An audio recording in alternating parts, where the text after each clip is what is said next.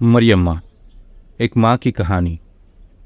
ये कहानी एक माँ की ममता से प्रेरित है, जिसने मरने के बाद भी अपने बच्चे को आखिरी पल तक साथ दिया। चेन्नई के एक छोटे से कस्बे में मंगलू और उसका परिवार रहा करता था।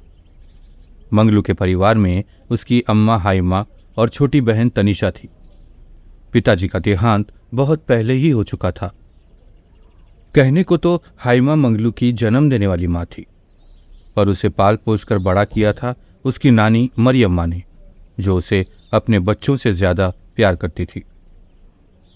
मरियम्मा ने मंगलू को उसके बचपन से लेकर जवानी तक सब कुछ दिया, जैसे कि अच्छी शिक्षा, अच्छा रहन सहन और बाकी सभी वो ज़रूरतें मुहैया करवाई। उसका ठाठ तो ऐसे था जैसे कि किसी राजमहल में एक राजकुमार का होता है।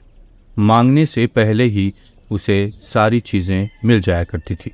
लेकिन मंगलू की एक आदत थी कि वो हमेशा ही किसी भी काम के लिए दूसरों पर निर्भर रहा करता था। यही वो बात थी जो मरियम्मा को हमेशा परेशानी में डाल देती थी कि उसके बाद इस मंगलू का क्या होगा और कैसे होगा। ऐसे ही दिन, महीने, साल गुजरते रहे, लेकिन मंगलू वैसे का वैसा ही था, आलसी, निठल्ला और किसी भी काम के लिए दूसरों पर निर्भर रहने वाला। लेकिन एक दिन उसके साथ एक ऐसी घटना घटी जिसने उसके पूरे जीवन को झंझोड़ कर रख दिया। कुछ सालों बाद मरियम्मा की प्राकृतिक मृत्यु हो गई, लेकिन जाने से कुछ ही दिनों पहले उन्होंने मंगलू से कहा था कि कहीं नहीं जाऊंगी तुझे छोड़कर, तेरे साथ ही रहूंगी, तेरा साया बनकर। बस वो बात और उसके 3 रोज बाद ही उनकी मृत्यु हो गई। मंगलू उस दिन बेहद रोया था।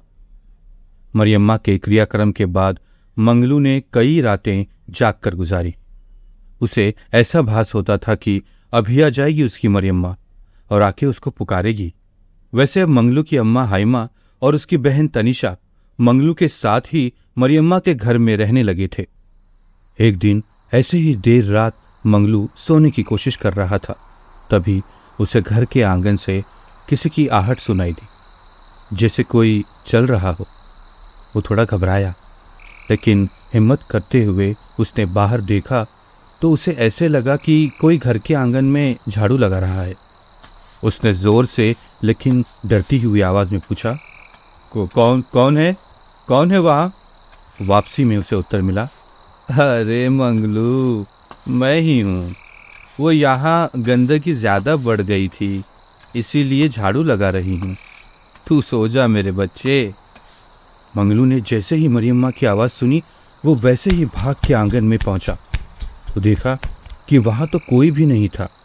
उसने हर तरफ देख लिया, पर वहाँ उसे कोई भी नहीं दिखा। जैसे ही वो घर के अंदर आने के लिए मुड़ा तो उसे अपनी दाईं ओर एक झाड़ू गिरी हुई मिली, जिससे मरियम्मा अपने घर के आंगन की सफाई किया करती थी। मंगलू ने वो झाड़ू उठाई और उसे उसकी जगह पर टांग दिया। उसे लगा कि शायद ये उसका सिर्फ एक भ्रम होगा। उसने उस बात को टाल दिया और सोने चला गया। ऐसे ही कुछ और दिन बीत चुके थे और आज मरियम्मा की 13वीं थी। हाइमा ने पूरे गांव को न्योता दिया था और साथ ही अपने सारे परिजनों को भी। उस दावत में मरियम्मा के सभी परिजन और गांव वाले आए थे। शाम होते होते सारी विधियां शुरू हुई और पंडित राम जी ने मंत्रों के उच्चारण के साथ कार्यक्रम की शुरुआत की। जैसे ही मंत्रों का उच्चारण बीच पड़ाव में पहुंचा, तभी वहां जितने उपस्थित लोग थे उनमें से मरियम्मा के एक दूर की रिश्तेदार श्री अम्मा ने एक आवाज लगाई, लेकिन वो आवाज मरियम्मा की थी और श्री अम्मा ने कहा, मंगलू मेरे बच्चे, कैसा है तू? श्री अम्मा के मुख से मरियम्मा के बोल निकल रहे थे। वो मंगलू के पास आई और बोलने लगी, मंगलू, मैं तेरे लिए अब तक यहाँ रुकी हूँ, पर तुझमें मुझे मेरी तरफ के प्यार के अलावा और कुछ नहीं दिख रहा मेरे बच्चे। मैं अब तुम्हारे साथ नहीं रह सकती। तेरा प्यार मुझे यहाँ रोके हुए है। सुन, तुझे ये आखिरी सलाह देना चाहती हूँ, बदल दे अपने आप को और दूसरों पर निर्भर रहना छोड़ दे। आत्मनिर्भर बन, कुछ काम शुरू कर और अपनी जिम्मेदारियों को संभाल, उन्हें पूरा कर। तेरी माँ हाइमा जिसने तुझे जन्म दिया है, उसकी बात मान और अपनी बहन तनिषा का ख्याल रख। मैं थी तब तक थी, अब मैं नहीं हूं। दुख होता है मुझे जब तुझे ऐसे देखती हूं। मेरे बच्चे, अपनी मरियम्मा की इतनी सी बात मानेगा ना? मंगलू ने अपने आंसू पोंछते हुए कहा। हाँ मरियम्मा, मैं तेरी सारी बातें मानूंगा, पर तू ऐसे मुझे छोड़ के मत जा। अरे मंगलू, ये तो विधि का विधान है मेरे बच्चे। जिसे एक दिन इस दुनिया में आना है, उसे वैसे ही एक दिन इस दुनिया से चले जाना भी होता है। कोई भी वस्तु इस दुनिया में स्थायी नहीं है। मुझे जाना ही होगा। बस तू मुझे ये वचन दे कि जैसे मैंने कहा है तू वैसे ही करेगा। तो मैं तुझे ये भरोसा दिलाती हूँ कि जब कभी किसी मुसीबत में तू होगा, वहीं कहीं ना कहीं मुझे तू अपने आसपास महसूस करेगा।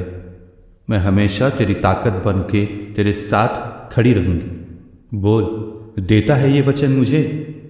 उस पर फौरन मंगलू ने कहा, हाँ मरियम्मा, मेरा ये वचन है तुझे। अब मैं खुद को धीरे धीरे बदलूंगा और खुद आत्मनिर्भर बनूंगा। किसी पर भी निर्भर नहीं रहूंगा। लेकिन मरियम्मा, जाने से पहले एक बार मुझे अपने गले लगा ले। मैं आखिरी बार तुझे महसूस करना चाहता हूं। और ऐसा कहकर वो रोने लगा। श्री अम्मा अपनी जगह से उठकर मंगलू की तरफ आई, उसके सिर पे अपना हाथ फेरा और उसके माथे को चूमते ही वो वहीं बेहोश होकर गिर पड़ी। पंडित राम जी ने कलश का गंगा जल श्री अम्मा के माथे पर लगाया। वैसे ही श्री अम्मा होश में आ गई और मंगलू को गले लगाकर फूट फूट कर रोने लगी। सारी विधियां संपन्न हुई और सभी लोग भोजन करके चले जा चुके थे। उस रात मंगलू पूरी रात रोता रहा अपनी माँ हाइमा की गोद में। हाइमा ने उसे समझाया कि मरियम्मा उससे क्या चाहती है। वो सब मरियम्मा ने उसे खुद ही बताया था। थोड़ी देर बाद रोते रोते मंगलू को नींद लग गई और हाइमा ने उसके सर के पास धीरे से तकिया रख दिया और खुद भी सोने चली गई। अगला दिन मंगलू के लिए एक नया सवेरा ले आया था। उसने उठते ही अपनी दिनचर्या कर ली और पड़ोस के गांव की फैक्ट्री में जाकर काम के लिए आवेदन दे आया। दूसरे ही रोज उसका दिया हुआ आवेदन मंजूर हुआ। महीना 5,000 की तनख्वाह में उसे वहां काम मिल चुका था।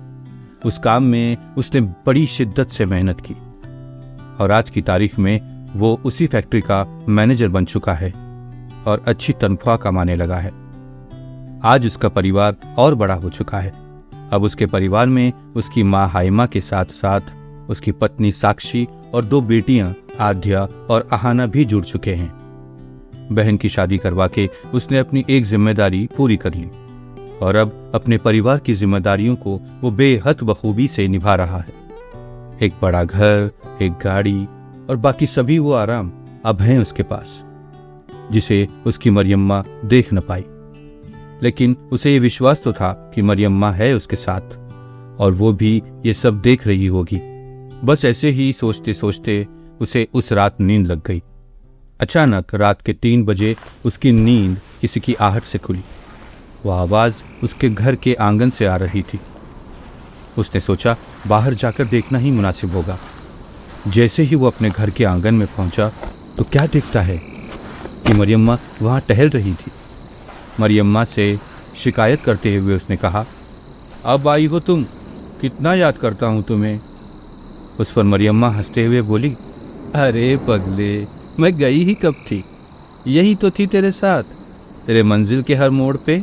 मरियम्मा ने ज़मीन की तरफ देखते हुए कहा,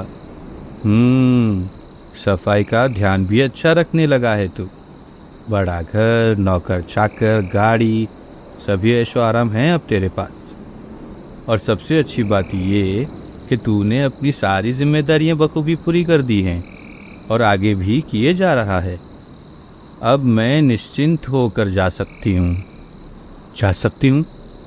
जा सकती हूँ मतलब?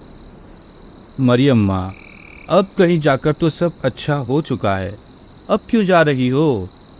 अरे पगले, तेरे लिए ऊपर वाले से लड़ झगड़ के ये वक्त मांगा था, अब वो पूरा हो चुका है। और जैसे मैंने तुझे कहा था, तूने वो कर दिखाया मेरे बच्चे। और मुझे अब पूरा विश्वास हो चुका है कि तू अब आगे भी इसी तरह से अपनी जिम्मेदारियां निभाता रहेगा। चल, अब इजाज़त दे दे मुझे। लेकिन तू डरना नहीं, मैं वहाँ भी तेरे इंतज़ार में रहूँगी और तेरे आखिरी दम तक तेरे साथ रहूँगी। और ऐसे कहते हुए मरियम्मा अदृश्य हो गई। मंगलू वहीं खड़े होकर रोते हुए मरियम्मा को विदा करने लगा, तो तभी मरियम्मा के बोल उसके कानों में गूंज पड़े। मंगलू, रोते हुए नहीं मेरे बच्चे, हंसते हुए विदा कर मुझे, तभी मैं सुकून से वहां रह सकूंगी। मंगलू ने वैसे ही किया और हंसते हुए अपनी मरियम्मा को विदाई दी। तो दोस्तों, कैसे लगी ये कहानी आपको? ऐसे ही मनोरंजक कहानियां सुनने के लिए सब्सक्राइब करें हमारा YouTube चैनल जिसका नाम है कहानी फैक्ट्री। और हाँ, अगर आपके पास भी कोई ऐसी ही मजेदार रोमांचक कहानियां हो जो आप हमारे साथ शेयर करना चाहते हो, तो do right us on kahanifactory786@gmail.com। तब तक के लिए स्वस्थ रहें, मस्त रहें और व्यस्त रहें और सुनते रहें कहानी फैक्ट्री। धन्यवाद।